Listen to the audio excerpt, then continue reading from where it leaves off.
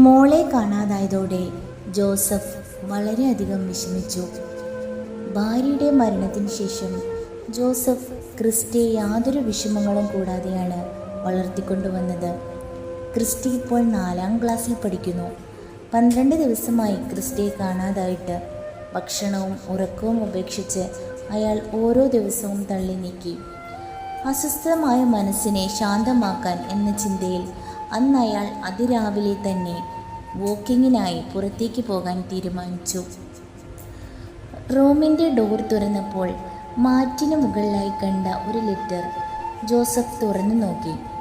അതിൽ എഴുതിയിരിക്കുന്നത് ഇങ്ങനെയായിരുന്നു: റെയിൽവേ സ്റ്റേഷന് പിന്നിലുള്ള ബ്രിഡ്ജ് കടന്ന് 2 കിലോമീറ്റർ യാത്ര ചെയ്താൽ ഒരേക്കർ കാട് പിടിച്ചു കിടക്കുന്ന പറമ്പിന് നടുവിലായി കാണുന്ന തകർന്ന കെട്ടിടത്തിൻ്റെ 3ാമത്തെ നിലയിൽ 40 ലക്ഷം രൂപയുമായി എത്തിയാൽ നിങ്ങളുടെ കുട്ടിയെ വിട്ടു നൽകാം.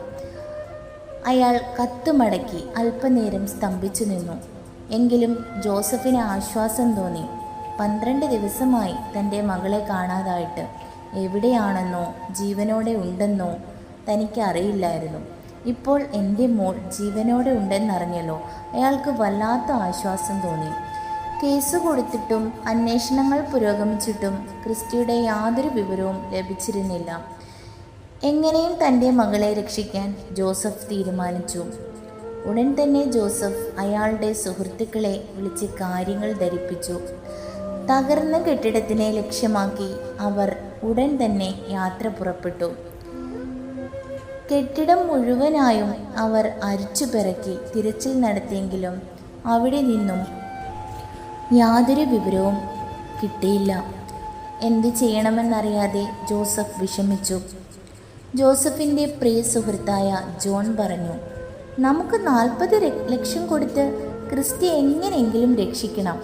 അതാണ് നല്ലതെന്ന് എനിക്ക് തോന്നുന്നു. എൻ്റെ ബിസിനസ്സൊക്കെ ആകെ തകർന്നു. അത്രയും പണം എൻ്റെ കയ്യിലില്ല ജോണേ. പിന്നെ അവർ തന്നെ ആകുമോ മോളെ കിഡ്നാപ്പ് ചെയ്തെന്ന് നമുക്ക് ഉറപ്പിക്കാൻ പറ്റില്ലല്ലോ. നമുക്ക് എന്തായാലും കുറച്ചുകൂടി കാത്തിരിക്കാം, ജോൺ ജോസഫിനോടായി പറഞ്ഞു.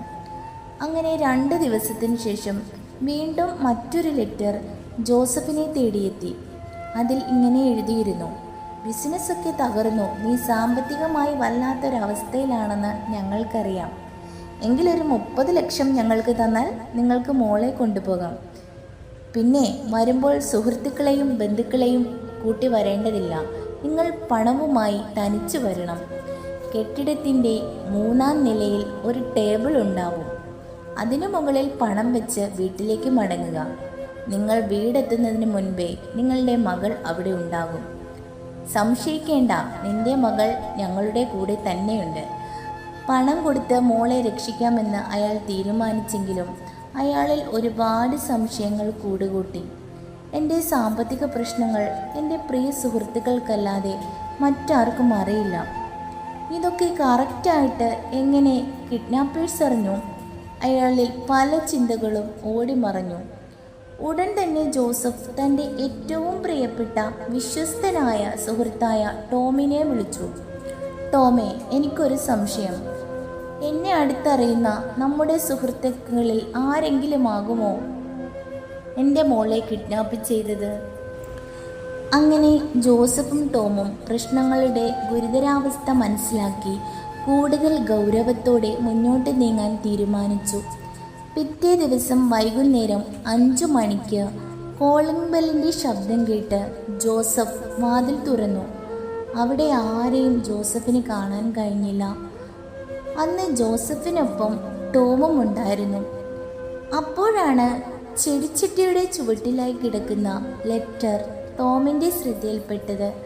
ഉടൻ തന്നെ ടോം ലെറ്റർ നിവർത്തി നോക്കി. ജോസഫ്, നിങ്ങൾക്കുള്ള സമയം കഴിഞ്ഞിരിക്കുന്നു. നിങ്ങളിൽ നിന്ന് ഇതുവരെയും ഒരു പ്രതികരണവും ഞങ്ങൾക്ക് കിട്ടാത്ത സ്ഥിതിക്ക് ക്രിസ്റ്റിയെ അങ്ങ് മറന്നേക്കൂ. അപ്പോഴാണ് ജോസഫിന് ഒരു കാര്യം ഓർമ്മ വന്നത്. കുറച്ച് മാസം മുൻപാണ് തൻ്റെ PA ആയിരുന്ന രാകേഷുമായി വഴക്കുണ്ടായത്. അയാൾക്ക് ജോസഫിനോട് വൈരാഗ്യമായിരുന്നു. ഇനി രാകേഷ് ആവുമോ മോളെ കിഡ്നാപ്പ് ചെയ്തത്? ഈ കാര്യം ജോസഫ് ടോമിനോട് പറഞ്ഞു.